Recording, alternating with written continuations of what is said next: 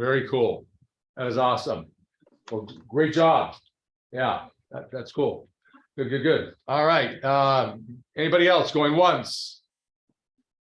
Going twice? Okay, closed. All right, let's move on to the conversation this morning. So today's Tuesday, right? Yes. So Tuesday, I guess the new gig is listing presentation. Is that not correct? Does it even sound familiar? You guys like, I don't know what he's talking about. Yeah. We talked about doing I guess a topic specific day each morning. So listing presentation this morning. So as you might imagine, my philosophy is, after being in the business for 30 years, Kelly, is that the number one skill that you can have in the business of real estate is what? You've heard me talk about this. If you've heard me talk once, you've heard me talk about this. Number one skill, Yeah, number one skill. leadership. Well, what's the number one skill of a great leader? Communication. Yes, communication, Brendan Lee. It's communication. And so if you think about it as you said, Kelly, as a leader, which you are, but specifically it's called the realtor. As a realtor, what's your number one conversation every single day? What really should be your number one conversation? Talking to people. Yeah, talking to people, but in what conversation? We've already, you know the answer, because I told you what the topic is today. I give you the answers to the test. It's the what? It's the listing. It's the listing presentation. It is the number one skill, gang. I mean, listen. I'm not good at tests. It's all good. Yeah, I get nervous. Answer to your mind. Give me the damn answer. Reminds me of my sister. My mom would ask me to help my sister with schoolwork, when we were kids. And of course, I hated doing it. But if I was going to do it, we're going to do it my way. My way is the Socratic method. I don't give answers. I ask questions and let you self-discover. Would drive her crazy. And then my mom would end up saying, just give me the damn answers. But I'm not going to give you the answers. So yeah, it's the listing conversation. You remember the movie Field of Dreams years ago? And remember the tagline of that movie? If you build it, they will what? Come. Well, in real estate, how many of you would like to work with more buyers? And I say more buyers that you would choose to work with. Yeah? Okay. Well, in order for that to happen, the best way to do that is to have more listings, right? I believe it's like the Walmart principle. It's similar to the movie Field of Dreams. If you have it, they will come. If you have inventory, they will come. You think about Walmart, or you think about Amazon. Any of these large, whether it's a big box chain like Walmart or online behemoth like Amazon, the reason that you shop there is why? Because whatever you want, they what? They have it. And so if you have the inventory, the people will come. The home buyers will come. And when you have inventory and you sell it, then of course other sellers will come because you've created presence in the marketplace. They go, oh, Kelly, he just listed my neighbor's home. I should talk to him and find out how that's going. And maybe talk to him about listing and selling mine. So the number one conversation game that you can be having on a daily basis is the conversation of getting listings.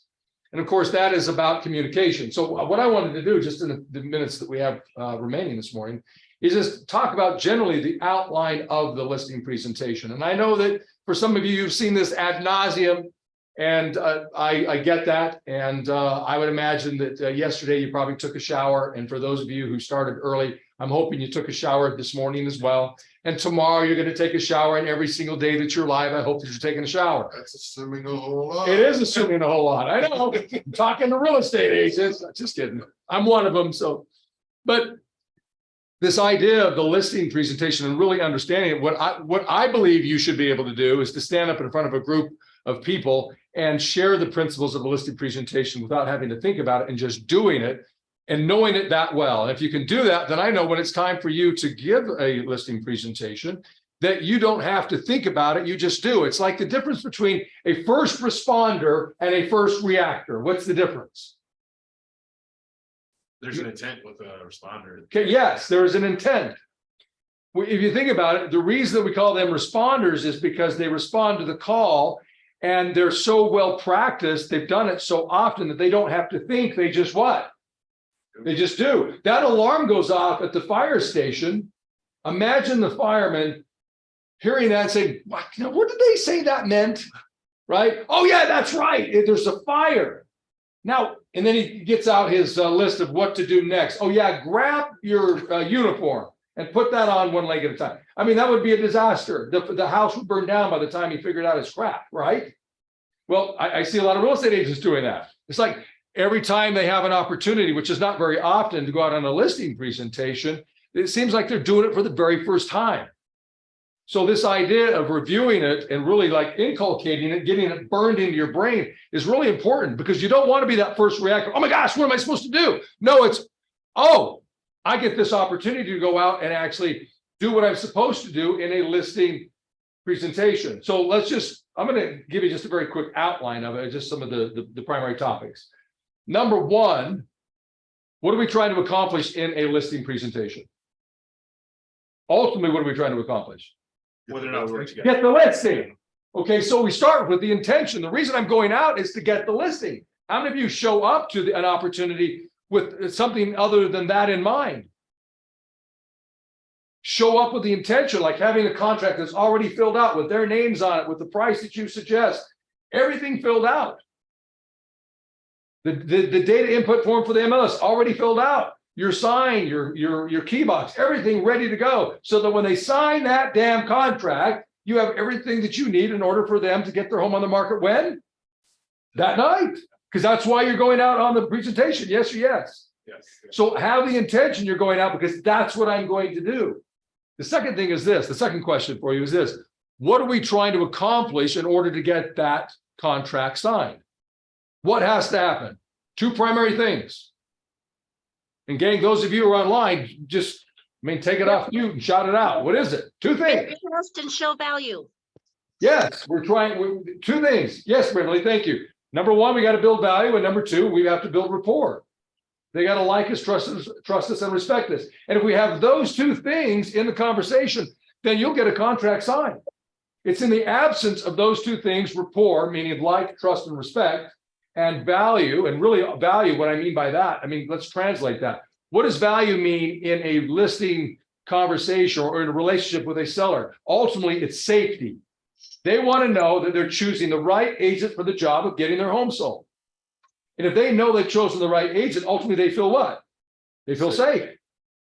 And is that not value? Say yes. Yes. It is the number one value, because you'll never make a purchase, especially a big purchase. Imagine going into a car dealership and wanting to spend $60,000 on a car, which is pretty commensurate to what a lot of people are paying to get their home sold in today's market. And you don't trust the salesperson, you don't trust the process, and you don't have any confidence in the product. Are you going to give them $60,000? And the answer is what? No. And you see that every day where real estate agents fail to build rapport and value and then wonder what's going on. And they just assume that, well, gosh, that's just part of the deal. That people give a lot of objections. They say no. And I guess that's just the way it is. No, it isn't just the way that it is, unless you're not giving a great what? Presentation. So it's about building two things again. What are they? Value and rapport. Now, number three, the next question I have for you is, when does the listing conversation begin? When does it begin? In the phone conversation. Yes, and what do we call that, Brenda Lee? The Prospecting. in the tap. Well, no. So I believe that, yes, you begin to build rapport and value from the moment you pick up the phone and talk to somebody when you're prospecting. But I believe that officially, as you begin, once you have set the appointment, the listing presentation begins at pre-qualification, which is the phone call. But now we're having a conversation about ultimately what they're trying to accomplish and asking very specific questions. I believe that great conversations are nothing more than a series of well-designed questions designed to accomplish a specific outcome. And that's what the pre-qualification script is. It's nothing more than a series of questions that have been designed to accomplish a very specific outcome. Every question is designed to get that seller closer to the point of what? Listing, signing the contract. So the listing presentation begins at pre-qualification. And if you'll have that mindset, what I will tell you is that when you show up to the door and you knock on it, you're going to be so far ahead of the competition, where in most cases, they don't have the idea that the presentation begins at pre-qualification. They're not gathering what they need, and they're not mentally and emotionally prepared when that door is open. And they're doing what we talked about just a few minutes ago. Instead of being that first responder, they're what? They're first reactor. It's like, oh my gosh, what do I do next? Well, you're too late. Because if I show up, I'm going to crush you. If you're my competition, I'm going to destroy you. Because I've already had a great conversation that lasted 15, 20 minutes before I ever showed up to the house, doing that, of building rapport and building value before I ever showed up. So if you'll have the idea that the presentation begins over the phone with that pre-qualification, and really use that script as an opportunity to build rapport and build value, I promise you, you're going to be like light years ahead of your competition. And would you not like to be light years ahead of your competition? Yes. Aubrey says he already is. He showed up to the office this morning. So you did say that, didn't you? I did. Okay, just calling you out. Okay, all right. So here's my next comment about this. I keep calling it a listing presentation, but those of you who know me well enough and have heard me talk about this, never call it a listing presentation with your clients or potential clients or prospects. What do we call it? It's not a listing presentation. It is a what? It is a conversation. It's a listing conversation. How many of you like to be presented to? Say nobody. Nobody. Nobody likes to be presented to. But do we like to have good conversations? Yes. Do we like to have great conversations? Do we like to have great conversations where the other person makes us feel important? Yes, those are our number one. Those are our favorite conversations. The conversations where people make us feel important. Have you ever been in a conversation, Kelly, where you talk to a person, maybe it's at a party, right? And you find out all that you could possibly find out about somebody in 5 to 10 minutes, right? You find out where they were born. You find out how long they lived in Salt Lake. You find out what they do, whether they're married, kids, no kids, hate kids, whatever. You find out what their favorite color is, whatever you can find out in 10 minutes. And they ask you like one question. And they don't ask you anything because they don't have enough time. And it's like, I got to move on to the next person, right? How does that make you feel? Well, if you're well adjusted, you look at it and go, I get it. Most people aren't good at asking questions. But if you're not well adjusted and you don't get it, it makes you feel pretty what?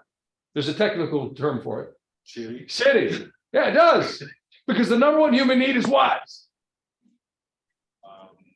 To be relevant. Acceptance. Yes, to be accepted, to be relevant, to be acknowledged, to be approved of, right? And so if you ask a series of great questions that are focused on the individual and they get the opportunity to tell their what, because everybody has it, Story. tell their story, then you're well on your way to building rapport and building value. Because if somebody feels connected to you, they like, trust, and respect you, that creates a sense of what for them? Urgency. Well, safety. Right. And that's ultimately what value is in these conversations we're having with them. So don't look at it, gang, as a presentation. Nobody likes to be presented to. All I want to have is a great what? Great conversation. And a conversation, I've said this multiple times now. I want you to write it down, though. A great conversation is nothing more than what? Series of great questions. A series of great questions. A series of great questions that have been designed, well designed, to accomplish a very specific outcome. I'm right by one. Was that an amen online there? Yeah, Samuel said amen. I love it. Good morning, Samuel. All right. So it is nothing more than a conversation. Well, here's what I know. All of you are great at conversation. The problem is when we look at it as a presentation, most people don't think they're very good at presenting. If I said to you, tomorrow morning, I want you to come and lead out morning Ascent, I would suspect that for most of you, it would probably a little bit nerve-wracking, yes or yes. Or if I said, I'm expecting that the next summit, that you'll give a 20-minute presentation in front of everybody. Probably make you a little bit nervous, right? Yeah. Yeah. Because look, when people are polled, what's your number one fear aside from death? What do they say? Public what? Public speaking. Public speaking. Well, so I get why real estate agents get so nervous and tied up and beside themselves when it comes to giving a presentation, because nobody likes to give a presentation. But what I know about all of you, whether I've known you, for a few months or I've known you for 14 years, John Aubrey, I know that you're all great conversationalists. You can all have great conversations. So look at the opportunity to go out and list a home, not as a presentation, but as a what? And when you tell them that you're going to come out, don't tell them you're going to come out to present, because they don't want to be presented to either. The last thing they want to do is listen to a what? A sales pitch. But are they good to have in a conversation? Particularly a conversation that's focused on who? Yeah. On that. So then it leads me to this. So, Yeah, go ahead, John. so yeah, you know me for 14 years, and honestly, the only reason anyone's ever nervous about a listing presentation is because they're winging it and it's not canned. And for the longest time, I had the hardest problem with, but I want to be myself. Yeah. I had the great fortune to be with John Ciet and George Morse in New York at a Tony Robbins seminar.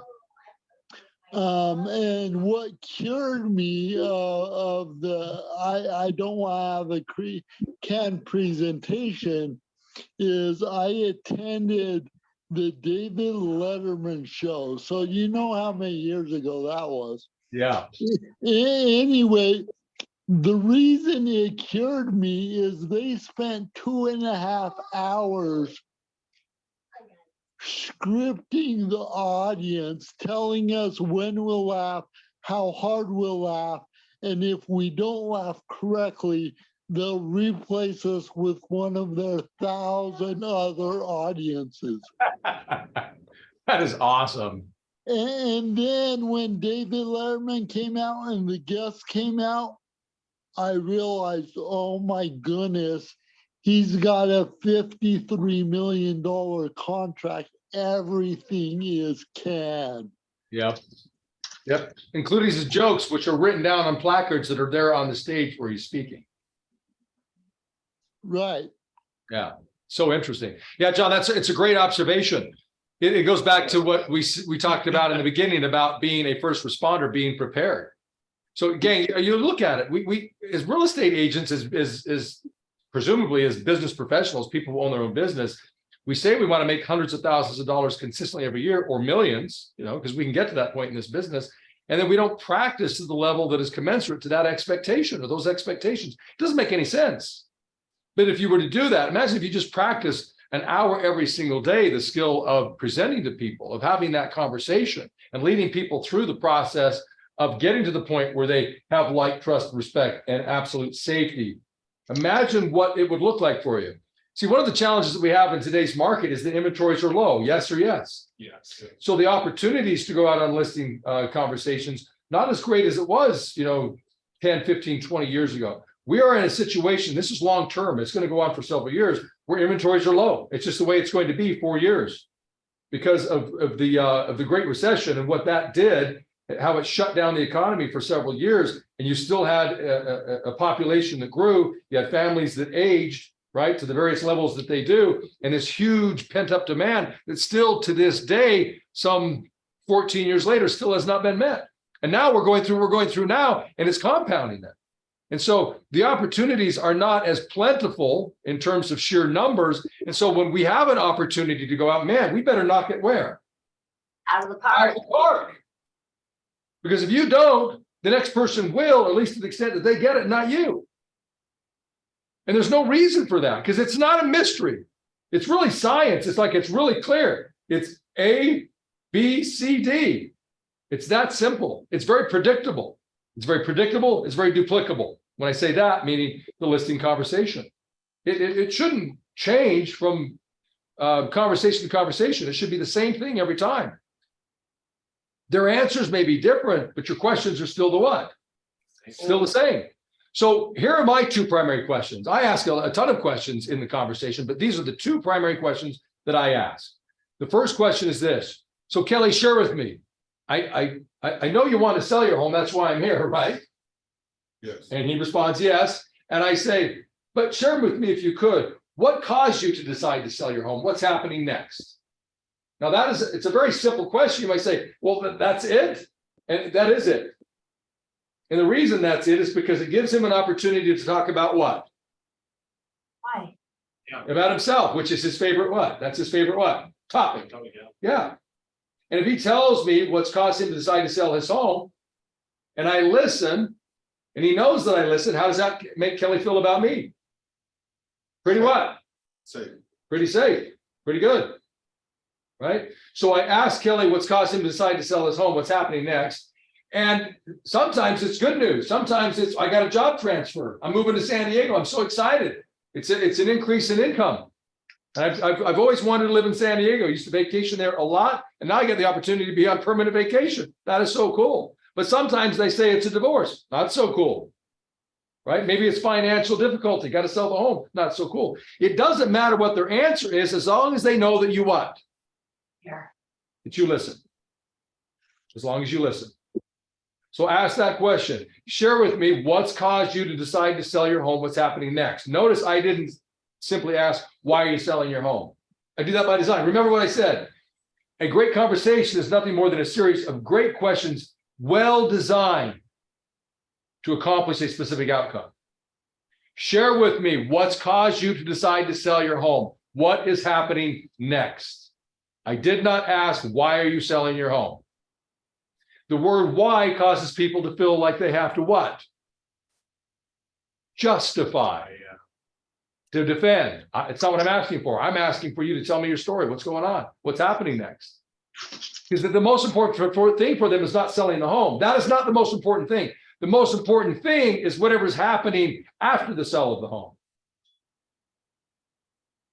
If I sell my home, then I got to go to San Diego. If I sell my home, I got to capture my equity to pay off my debt so I can get my financial house in order. If I sell my home, I can get away from my ex or soon to be ex, because we are done. That's the most important thing. Those are the most important things. So I asked that question, share with me what's caused you to decide to sell your home, what's happening next, and then they tell me. And then when they give me an answer, I don't just take that superficial or first answer. I might follow it up with, tell me more about that. Tell me more about that. In other words, I want to dig what? Deeper. Deeper. Because ultimately, what am I trying to accomplish here? I'm trying to build what? Rapport. And if I ask some seemingly personal questions, but do it in a way that helps you feel safe, because you know that I'm asking with sincerity, which I am, and I listen with sincerity, which I do that by repeating and affirming what you say, nodding my head or grimacing when you say something that's bad or difficult or challenging, or smiling and showing excitement when you share something that's exciting. And I repeat back some of your words so you know I'm listening. You're more likely to answer those personal questions and give me the information so I know more about you and what your expectations are and how I can ultimately what? Help you, serve you. Yes, serve you. Okay, I just want you to think about this, because this leads into the next question.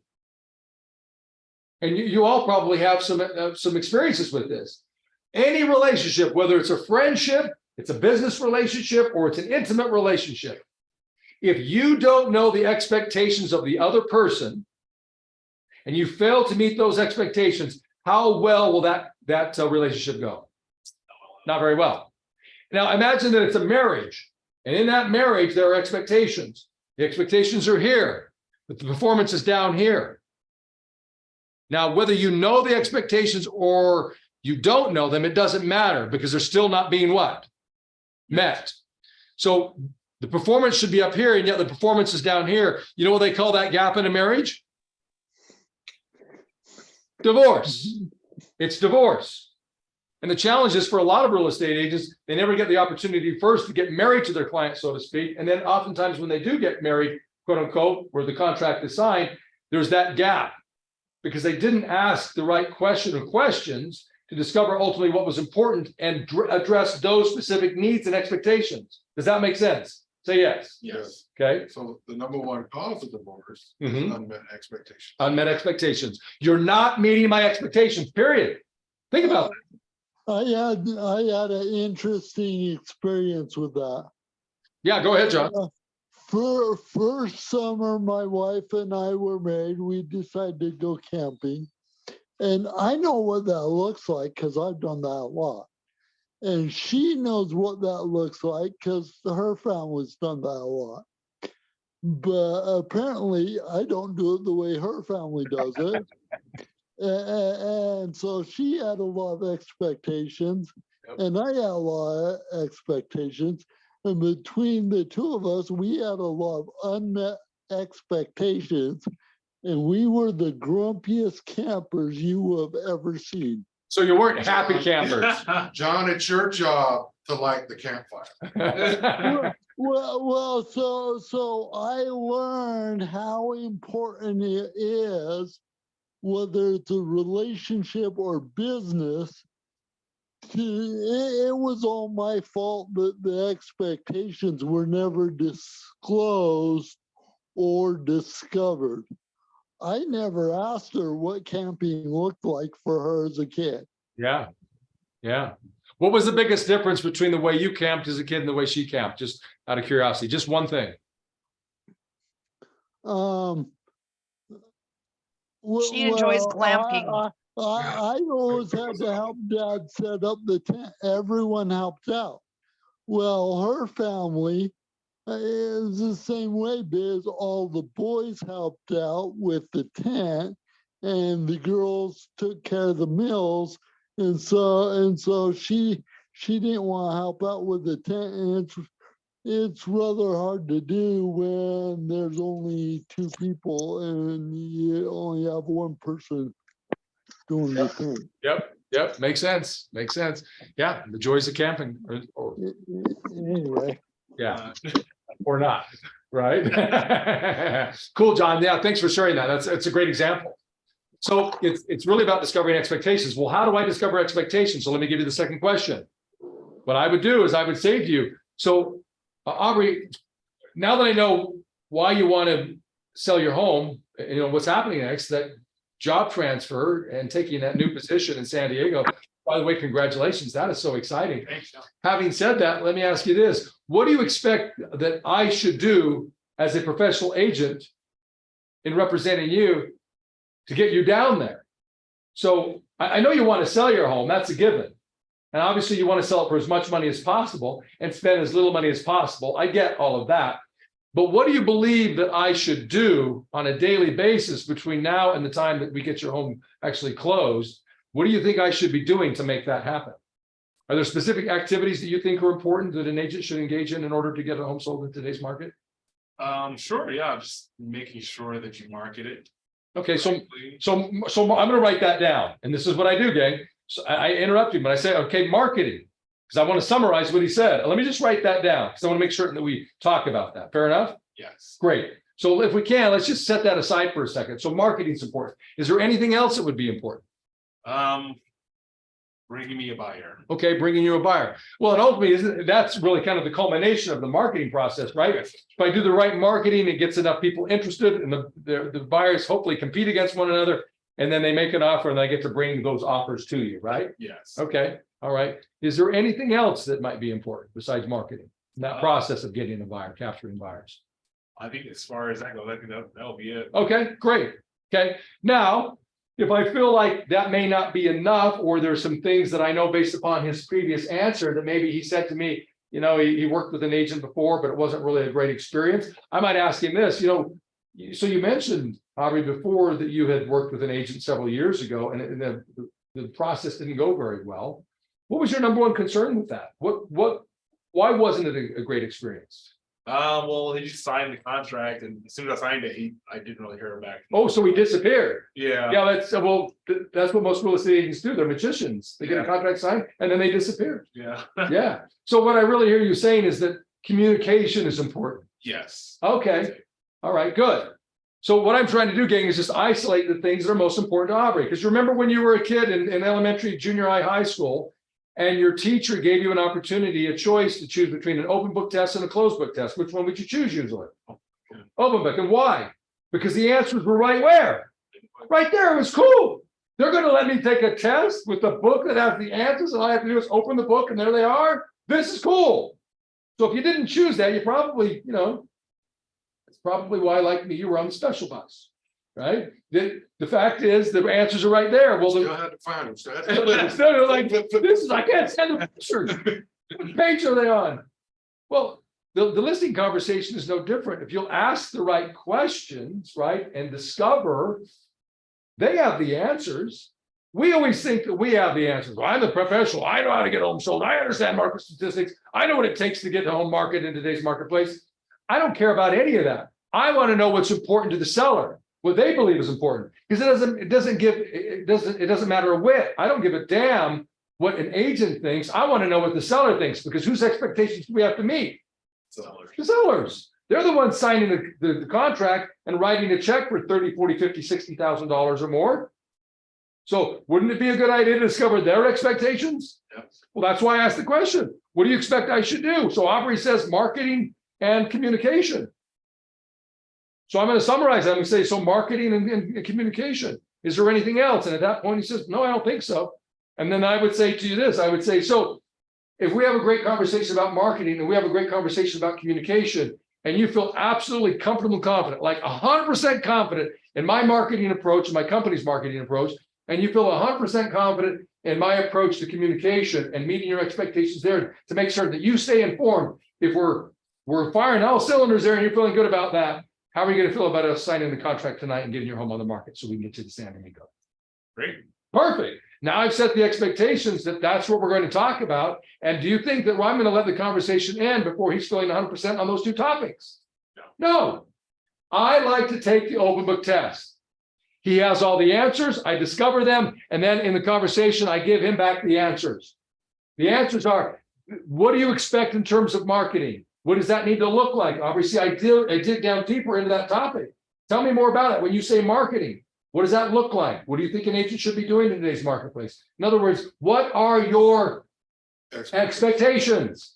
And I'll do the same thing with communication. So you say communication is important. Tell me more about that. What would you like that to look like? What things would you like to talk about? How often would you like to hear from me? And how would you like to hear from me? See, we're going to have that conversation. And then once we have that conversation, I'm going to ask you, so as long as we're doing that, A, B, C, D, right? A weekly conversation. I send you all the information in terms of what I did in terms of marketing and the response that we got online, give you a summary of all the showings that we had, what they said about it. I send that to you to digest, but then I pick up the phone because you said you prefer to talk over the phone. 5-minute conversation on Fridays at 1 o'clock. If we're doing that, am I meeting your expectations in terms of communication? Yes. Is there anything else that we need to do to make sure you feel 100% informed? No. Perfect. So if we're deciding right now to get your home on the market based upon communication only, it sounds like you're ready to get started. Yes. Perfect. And then I'm going to do the same thing with marketing. And all I'm doing is setting myself up so that when it's time to actually sign the contract, to go over the contract, what are they inevitably going to do? They're going to sign it. If you're getting to the point of the presentation or that conversation where they're reluctant to sign the contract, it means that they have unanswered what? Questions. And those unanswered questions come in the form of a what? Objection. That's all an objection is. An objection is, hey, it's like the idiot light on your dash, the yellow light. The yellow light goes off to tell you there's something wrong with the car system. Well, when they give you an objection, it's them saying there's something wrong here. I don't feel completely what? Safe. I need to feel safe. So then we got to go back and figure out, well, why don't they feel safe? Sorry. Yeah. It's a little fun fact I learned recently, not recently, like a few years ago, that check engine light comes on. Yep. Or something's wrong with your car. And I feel like we can do this. I do this as you know, my personal knowledge. I want to figure out exactly what's wrong, exactly. So I go through every single thing when we can kind of overanalyze instead of asking those questions. We just kind of assume that everything, oh, if that's something wrong with the engine, where in fact, if that check engine light comes on, it could be just the gas can is not twisted. Yeah, the cap is not fully screwed on, right? Yeah, exactly. So it could be something so small, or if we overanalyze, think, oh, they must be doing this or that, or thinking this, and we kind of put ourselves in that hole. Yep. It can almost be detrimental to our. It is detrimental. So because ultimately we're not discovering what's going on in their brain. All we're doing is spending time on what's going where in our brain, and that is not a formula for a great conversation with anybody, let alone a seller. Anybody. If you want to build rapport and build safety in any relationship, ask great questions. It's that simple. So we get to that point where we've asked those two primary questions. Share with me what's caused you to decide to sell your home, what's happening next, and share with me, what do you believe that a great agent like myself should be doing in today's market to actually get a home sold? And then breaking that down and discovering the very specific things that they believe you should be doing. And then we have that specific conversation about each one of those topics. Once we've done that, this is how I summarize it. I will simply say, okay, so now that I know what's caused you to decide to sell your home, you're going to San Diego, which is so exciting. And you've shared with me that marketing is important and communication. We've really broken that down really well, haven't we? Yes. You're feeling really good about it, right? Yeah, felt great. Great. So just on a scale from 1 to 10, 1 meaning not confident at all, not happy, not interested. 10 meaning no, very confident and ready to get started. How do you feel about us working together, getting your home on the market and getting it sold? Do you want me to go lower? I want you to give me a low number. Let's say right now, 7. A 7. Oh my gosh. Okay, you're killing me, but it's not your fault. It's mine, obviously. But do you remember when you were a kid, Aubrey, and you brought home, say, like a 70 or a C or a C minus? I don't know about you, but my mom looked at that and she wasn't happy because she knew I was capable of doing what? Doing better than that. And really a 7 it's a C minus. Are you looking for a C minus chance of getting your home sold? No. You're not, right? No. Okay, Yeah. you're looking for an A. In other words, 100% chance of getting your home sold, right? Yeah. Okay, so obviously there's something that we didn't talk about or that we did that you're not comfortable with. So if you could share that with me so that we can have that conversation, because here's the thing. I don't want you moving forward feeling uncertain. My job is to eliminate the uncertainty. Seriously, I don't want you feeling uncertain. If you feel uncertain, we shouldn't move forward. So what is it that we didn't talk about or that we did that you're not comfortable with? Well, the commission. Okay, commission. Yeah. Now, to note, good morning. We didn't talk about commission, right? So if you were to say that to me, I'd say, setting aside commission, how do you feel about us working together on a scale from 1 to 10? I'll say 10. A 10. Okay, great. Now, all he said there is that I don't have enough information. I can still feel a little bit uncomfortable, unsafe. So if now we have the conversation about commission, fill in the blanks for him there, then he begins to feel more what? Safe. More safe. And then he's willing to sign the what? The contract. Okay. But I never have the conversation about commission until I've gotten to the point that I discover why you're moving, what's happening next. And I let you know that I'm excited for you or with you, or I'm concerned or anxious, just as you are, if it's a divorce or financial difficulty. I want you to know that I'm feeling the way you feel, that I empathize. Okay. And then I just make certain that I discover what your expectations are in terms of what I need to do. And you know that I'm clear on what you believe I need to do and that we're on the same page. We put together this very specific plan to meet those expectations. And then I just make certain that, you know, I call it the temperature check or conditional close. Just ask how you feel on a scale from 1 to 10. And I never move forward until I get at least a 9, but preferably a 10. And I say I never move on. I don't move on to the commission. In other words, the contract or the CMA. Those two things wait until you commit to me setting those things aside. Because they may say, well, I don't know anything about the price. What do you believe the home is worth? Or what's your commission? I get that. Set those two things aside. Assuming that those things don't matter, which I know they do, but assuming those things don't matter, how do you feel about us working together? I feel 100% confident. Great. If they can't say they're 100% confident at that point, do not move forward. Why would you? Because if they're not confident at that point, it doesn't matter what you say. If they understand that we're setting aside commission and the price of the home, they understand that and they're still not safe. There's something you missed. You got to talk about that. Does this make sense? Yes. Okay. All right. So any thoughts or questions? I have a question, I guess. Yep. So I'm working with one person that's following up relentlessly. She said she feels comfortable and confident with me Mhm. as her agent. She's for sale by owner, but she still has not decided to go with me. So Okay. it's, and you know, I might, and this is probably a separate conversation we can have later on, but I'm just gonna give you a few details. So she had her house up for sale. She got frustrated, took it off the market at the end of last year. Put it back on the market at the beginning of this year. It's been on the market for another 100 days. So it's another 100 days. Yep. And home's on all right. She moved to another state already. She's with her new husband. And Wow, home is completely empty here in Utah. that's crazy. She doesn't have that many offers. She got one offer. And she continues to make a payment on it Yeah. and have So- expenses related to it. Okay. Yeah. So and Crazy. that's the thing I can't. And so your question is, Yeah. How can I show her?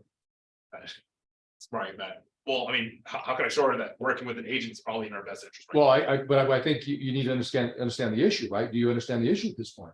What's, other words- what's the pain? Yeah, what's going on in her life where she believes it's still a great idea to do what she's doing, right? And can you address that for her? Just, Because she has some belief that she still can get it sold on her own without your assistance, and ultimately that's going to save her money. Otherwise, why would she do it? So you have to have that conversation with her. You have to discover those answers. You need to help her verbalize that and then address those things for her. Help her see that it isn't in her best interest. Every month that goes by that home sits on the market, it's costing her how many thousands of dollars? Literally. Costing her thousands of dollars. Okay. And plus maintenance costs. And the headache that it is to worry about a home that's not occupied. She's, in how many states away? And she's distracted, right? And she thinks that she's going to sell it for more money. Well, she's not, because she can't generate more interest in the home than you can, and Century 21 can. She can't negotiate a transaction in the terms better than you can as a professional. So you have to have that conversation with her in a productive way, right? Don't tell her she's wrong and stupid and what the hell are you thinking, but kind of. Yeah, go ahead, John. From last May until this December, home prices were dropping 2% a month. She lost more than 6% on her home by trying to do it on her own. Bingo. Right. Yep. That's exactly right. And what is interesting, that in that same period of time that John just referenced there, that your company sold thousands of homes, thousands, and she hasn't sold one. So her plan obviously isn't what? It's not working. So you have to help her see that. Not in an accusatory, hey, you're dumb sort of a way, but let her see the light. In other words, like sound bites, it's, while your home's been on the market, my company's actually sold thousands of homes. Can I share with you why? I know it may seem like, well, gosh, I tried this before. I listened with an agent. Well, yeah, you did, but they didn't use the approach that I use, my company uses, obviously, because your home's still on the market. And we sold thousands in that same period of time. So you have to have those conversations, but you have to discover what it is that's causing her to still stick with her plan and not move forward. And it could be ultimately, it could be the commission. So then you have to have a specific conversation about that. Right? Yeah. Okay. And I think part of that answer is what John said. It's like she's lost money and will continue to, both because of the expenses, plus in a market that is declining, you're going to lose money. But she cannot generate the same sort of interest in her home that you can. And we are seeing, gang, we're seeing it, where people are getting multiple offers on homes that are priced correctly. That's still possible in this market because inventories are so what? They're so low. So, okay. So to speak to that. Yeah. So we hadn't seen this since the craziness, but so I've had 2 buyer leads that were interested in a specific house. Yep. And within 4 days, those homes were under contract. Never got. Yep. Yeah. It's the sort of market we're in. So it's really different. It is a very curious market, but the great equalizer in all of this is for you guys to prospect consistently and go out and have great conversations with people. If you will do that, there'll be plenty of business for you, regardless of what the inventory is, period. I firmly believe that. So